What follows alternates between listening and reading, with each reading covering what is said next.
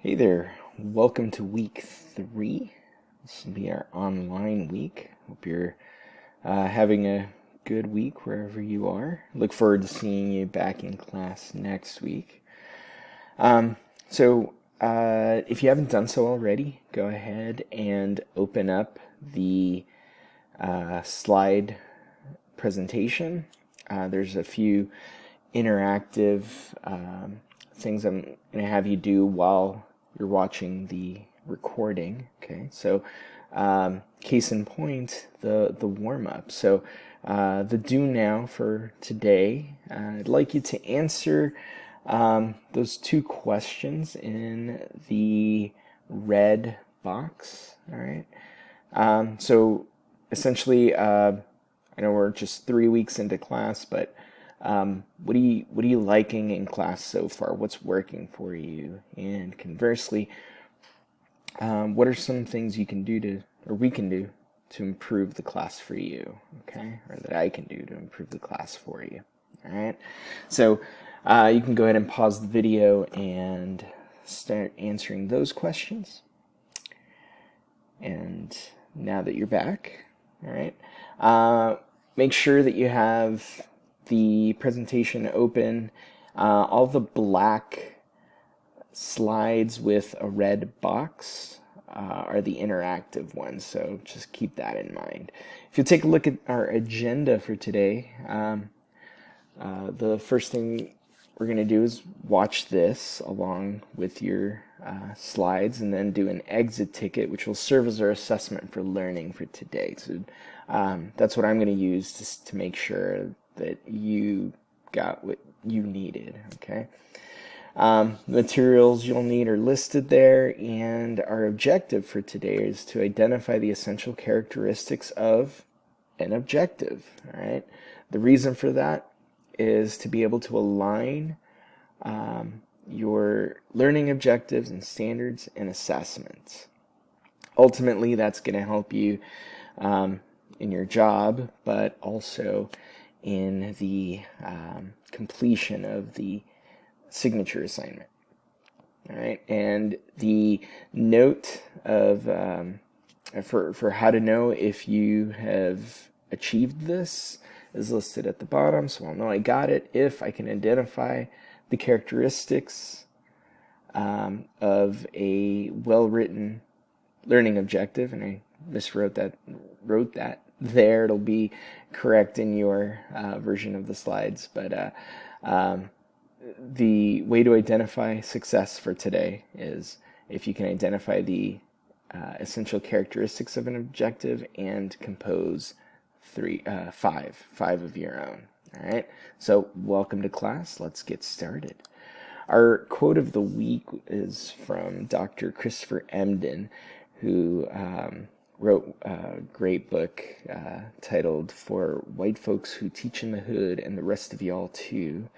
He's a professor at Columbia, and in a tweet he recently said, "You can't freestyle good teaching. Everyone needs a lesson plan.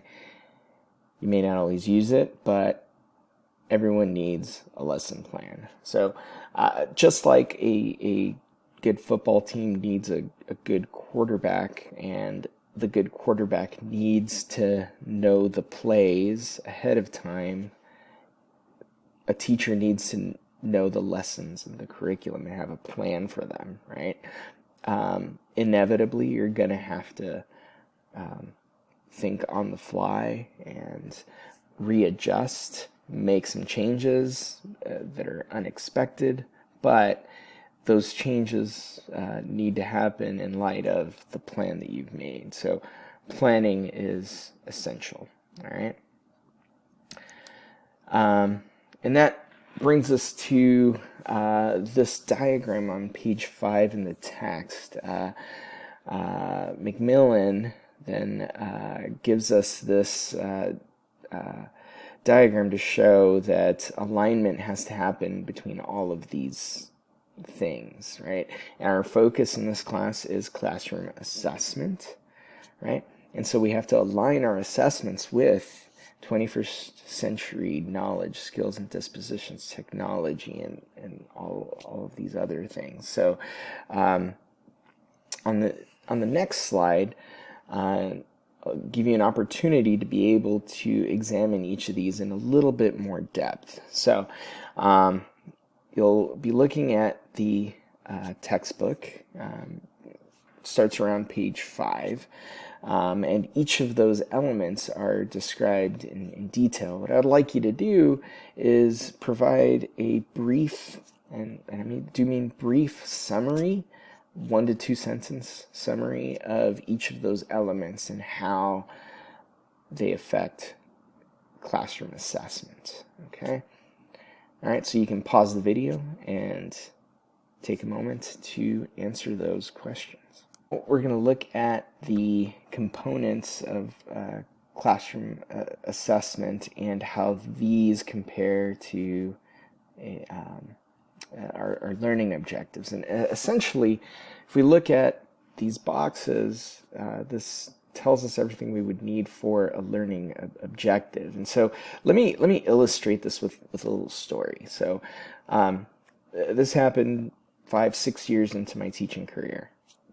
And this outside organization was hired to come in and do these walkthrough observations with us, with the teachers, watching our peers. Administration would come too. And so you would have this not so subtle administrator, teacher, consultant, it's the small little army walk into your classroom with an iPad and taking down some data. And I had participated already, and so I went and so I knew what to expect, right? And I knew they were going to be looking for certain things, so I wanted to make sure I had those things in place. And I knew that they were going to go and sit down with my students and ask them a few questions. They were going to ask them, do you know what you're doing? Do you know why you're doing it? How do you know if you're doing it well, right? And so I knew they were coming on Thursday, and so on Wednesday I took the class that I knew they were going to come and observe. It was a class of freshmen, and so I coached them. I told them, hey, they're going to ask you, what are you doing? And so this is what you can tell them, okay? Say it back to me.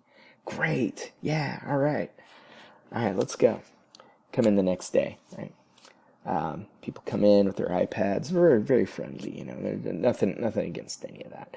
They come in, they sit down, next to a couple of students, and I'm doing my instruction, release the students to go work on something, and I'm going around in my groups, and talking to the students, and then I see that the one consultant talking to this one group, and I probably had my students over here, asking me an important question. I'm like, shh, I'm trying to listen, but so the consultant going in and asked a, just average student, so, what are you doing today? And his response was, and that was his response to every question they asked, So the point here of the story is that the coaching that I did didn't seem to help. I could have written it on the board, and that might not have helped, but it wasn't authentic. So here's let me try to frame this, and I'm going to come back to the why. At first, I was against this concept. So they take me out. And we're talking, they told me, oh, we saw these good things, and all this. And they did mention that, hey, a couple of students didn't know what you were, what they were doing and why, or at least they couldn't articulate it. Maybe you should put it on the board so that then they could articulate it. And in my head, I was like, I'm not going to write some standard on the board so that students can look at and not even understand, because I barely understand these standards, so why are they gonna, but then I was like, I was complying. I was like, oh yeah, all right, we'll do that. I ate my words because it was one of the best things I could have done, and I'm going to show you why through the presentation. So, here's like how we a lot of the work we do as teachers is invisible. It's done behind the scenes, right? Including writing these objectives, right? So often this is the question we ask, especially as a beginning teacher. Many of you have probably lesson planned this way, where your lesson plan consists of, what am I going to have my students do tomorrow, right? Well, there's two flaws with that question, and I was guilty of this early in my career too. So the first flaw with asking this question is that the focus is on the activity rather than the learning. Really, the question should be, what will my students be able to do by the end of my lesson? What are they going to know? What's the new thing they're going to learn by the end of the lesson tomorrow, right? And also that's measurable. I can tell, right? If they're just going to do something, they may already have known how to do it, or they're just mimicking. New knowledge can be measured, right? Hence assessment. The second big problem about that is that I was planning singly rather than intentionally as a larger unit that gets, like students are learning little bits here and little bits here, little bits here, little bits here, leading to a bigger picture, right? And so, those were the two problems with that. Having to force myself to put what students are going to be learning on a daily basis into a short statement helped me avoid both of those pitfalls. Okay. Doug Limov, the author of a book called Teach Like a Champion, which is a seminal book in education, said this, and that's sort of the crux of what we're going to look at here. Speaking of Mr. Limov, here are what he came up with a colleague as the 4 N's. So 4 ways of looking at what a high quality objective has, or a learning target, if that's what you're calling it. But the first aspect is that it should be manageable, both in size and scope. So you should be able to contain it in one lesson, right? It should be measurable, right? So you should be able to measure student success by whether or not they have achieved that objective, okay? It should be made first. In other words, you start the lesson that way with, all right, what do I want the students to be able to have learned by the end of today? And finally, it focuses on what's most important. So if your school has these essential goals, or your curriculum has this summative assessment like an AP exam or something along those lines, or you just want to get your kids to be college and career ready, right? It needs to focus on what is most important. So you need to isolate and eliminate anything that's superfluous, right? And focus on what is most important, all right? So the textbook explains what I just explained to you in this way with less alliteration. And if you pause the video here and take a look at the previous slide, you can compare the 4 N's and these 5 criteria and see the elements of both overlap quite a bit. Okay. So I did mention earlier that um, that objectives sometimes are called learning targets, right? And so the text also makes sure that they um, uh, clarify what they mean. So essentially, there's two aspects to this. There's the goals, objectives, or standards, or what students should know, and what students should be able to do. So what they know, what they're able to do, and the terms that are used for these concepts differ. They differ among schools sometimes and within districts. So to clarify what we mean, the textbook uses the term learning targets. Most of the local districts here in the Antelope Valley prefer the term objective, and we're talking about the same thing. So I'm going to use the word objective more than learning targets, okay? Simply because where you're very likely to get employed, we'll be using that term. And so that's why I just wanted to clarify that with the terminology. All right. So, we're barely in week 3, and you have probably noticed some overlap between this class and probably your methods class if you're taking that class concurrently. But I want to introduce a similarity with this class and your classroom management class, and that is the idea here of your learning objective can help you better manage your classroom.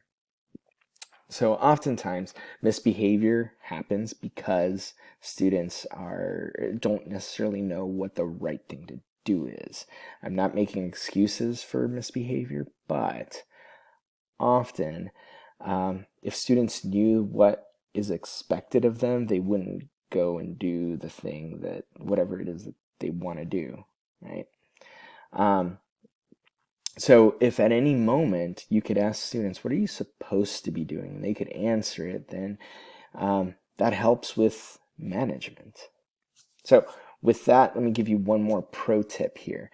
And that is the thing that I was so adamantly against, very early on, was displaying your lesson objective where everyone can see it and be able to identify clearly what's expected daily. And in all honesty, your students might not go look at the objective and think, oh, that's what I'm doing today. But you will, and you can point it out to them, right? But I have found on a personal level that it's more beneficial for me to be able to cut down the unnecessary things and focus only on what is most important in a lesson. All right. So with that, let's process this information a little bit. So in the red box below on this slide, I'd like you to explain what an objective is. So everything we've just gone over, explain objective, but explain it to a young child. Specifically, how would you dumb it down so that 5-year-old David could understand it? And yeah, I still fit into those boots. Okay, so pause the video here and work on that. All right, so something that has always helped me with writing objectives and just writing in general is having some frames, sort of like Mad Libs, right? Where you have a statement with some blanks, and you fill in the blanks purposefully, hopefully less comedically than a Mad Lib. But there are 3 sentence frames for writing objectives that I have found useful over the years. Now, if you encounter objectives that do not use one of these frames or a frame at all, they begin with, students will be able to, and the abbreviation for that, it's totally fine. Particularly if your boss wants you to write them a certain way, if your supervisor wants you to write it a certain way, if your lesson plan template has it written a certain way, fine. Write it the way that you've been told to write it. These frames are functional, I think, for me, and I'll show you why. Okay, so and last kind of warning with this, these are not the way to write objectives. They're a way, 3 ways to write objectives. So this is in no way definitive, but I have found very helpful. So the first one is called what, why, how squared. And here's what it looks like. So somewhere on your board, on your slide deck, or wherever, somewhere on your wall, you would have these questions posted. What are we going to learn today? Why are we going to learn it? How are we going to learn this? And how are we going to know if we got this? And then you just fill in those blanks on a daily basis. Okay, it anticipates a couple of things. If you've experienced this, as students are coming into the door, what are we doing today? What's up there? Right? Or why do we have to know this? Well, it's up there. So here's practically in real life how it works. This is from an actual classroom. So if you look at the top one, that's for an English class, and then the bottom one for an Avid class. You can go ahead and pause the video if you need to and read through how this teacher communicated the objective to her class. This is an alternative way of writing it. So over on the right here are the what, why, the first how, and then the second how she listed here more procedurally, right? Okay.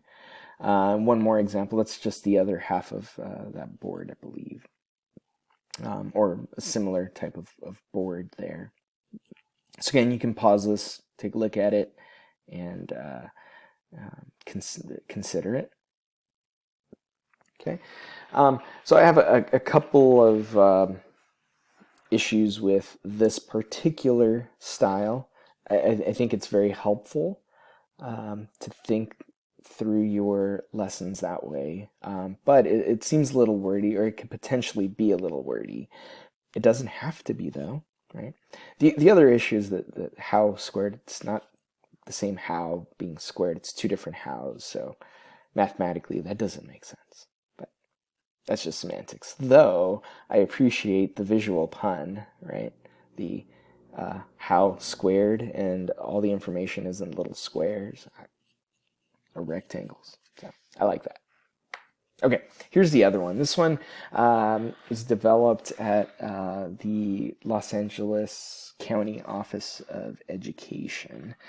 Right, and so it's a simplified version of that last one, and it's filling in blanks, and it's more Mad Lib-y than the previous one, right? So you fill in the blanks to students will be able to verb, by, task, using, tool, with, strategies, right? Here's an example, right?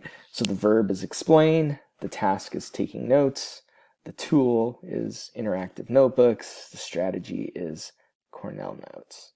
So much less wordy, a little bit quicker to write. And I actually don't have a photograph of this one, unfortunately. So this is the example. All right. The next example, which is one you're maybe more familiar with because it's the one I've adapted and used in my practice, is the student point of view objective. Right. So it takes it from the student point of view, which helps me think of it in a way that's student friendly. And this is what I ended up started using after that classroom observation visit, and it changed my approach to um, lesson planning and really teaching. It had an impact on me. Not necessarily the structure, but just the fact of consciously thinking through the objective, a quality objective, and putting it up on the board. So the Today I Will, I've heard some people say it's sort of like the agenda. So some folks who've used this have used the Today I Will phrase as their agenda, maybe even a set of bullet points. So today I will warm up the reading, the problems, and the exit ticket, And then the so that I can, again, anticipates the question, why do I have to know this in the first place? And the I'll know I got it if is the way that you measure for progression towards mastery, or I've heard it called identifying student success. All right, and this isn't necessarily a punitive thing, right? Like, you didn't learn this, you dumb. It's nothing like that. It's a did you learn this? And if you did, we can move on. And if not, I'm going to come back and we're going to reteach this. We're going to make sure you do get it tomorrow. Okay. So that's the spirit of it. Here's what it would look like practically. So this is using the same example, the previous example, right? So today I will describe so that I can better understand, and although I got it if I can do that task. So that, in this case, I believe that was the exit ticket for the teacher. All right. So here, again, is an example using math. And pause and take a look at that. And here's an example in an English class. Again, you can pause and take a look at that if you want. All right. If you want to rewind and take a look at each example of these objectives using the frames, you can compare them to the 5 criteria that the textbook lists and the 4 M's that Limov explains, and they should align with that. Okay, so here's a note on adding rigor to these. So for each of these, there's a verb that is involved, right? There is, students will, verb. All right. So where do we get these verbs from, like, and these activities for the, the tasks that they're going to do?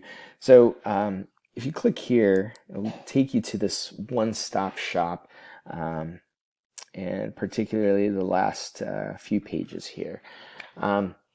So this is a circular version of Bloom's taxonomy. All right. If you're familiar with Bloom's taxonomy, it's typically a pyramid. We'll be looking at this more closely week 5, but you can take a look at the center, and the center descriptors are levels of thinking, right? Starting with remembering, going all the way up to creating. So creating would be the highest level of thinking according to this. And so if you want to start by thinking of your objective as, okay, what do I want my students, what kind of thinking do I want my students to be able to do? Maybe you want them understanding something or applying something or creating something by the end of the class period, right? So you can start there, and then the middle or the middle row there with the black font has verbs.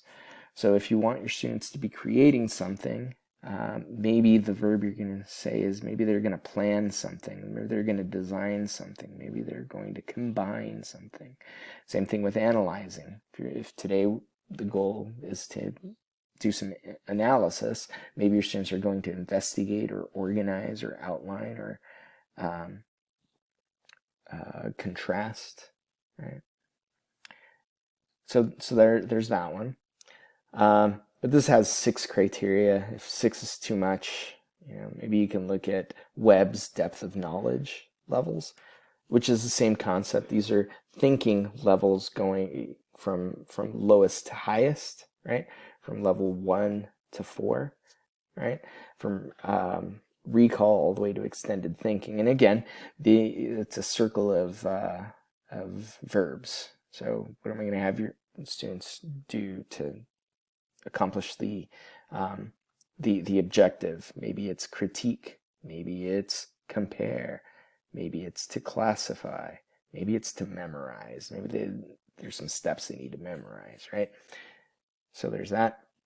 So this has 4 levels, and if you're like 4, that's a lot. Okay, well, there's 3. One with 3 criteria, and that's Costa's levels of thinking and questioning.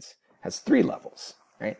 And again, a list of verbs all categorized by depth of thinking levels. Okay, so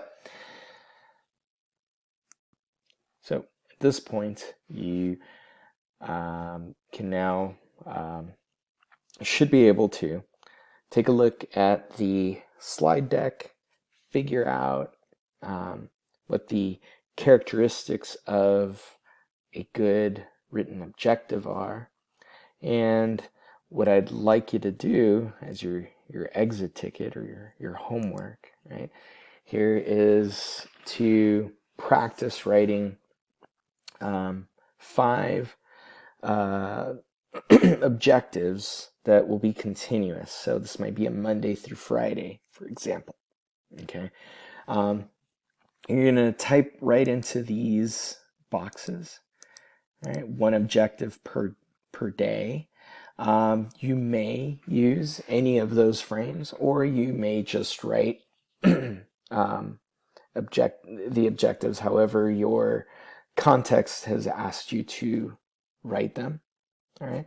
If you don't have a way of writing them yet, I would say give it a try. Use 1 or 2 or all 3 of the objectives for different days and see how it works out.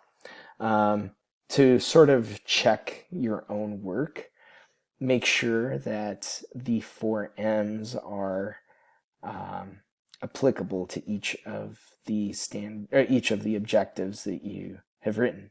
So is it manageable, measurable, made first, and most important? Focuses on what's most important. All right. The second thing you will do is make sure that you have either turned in or marked as done all work related for week 3. All right.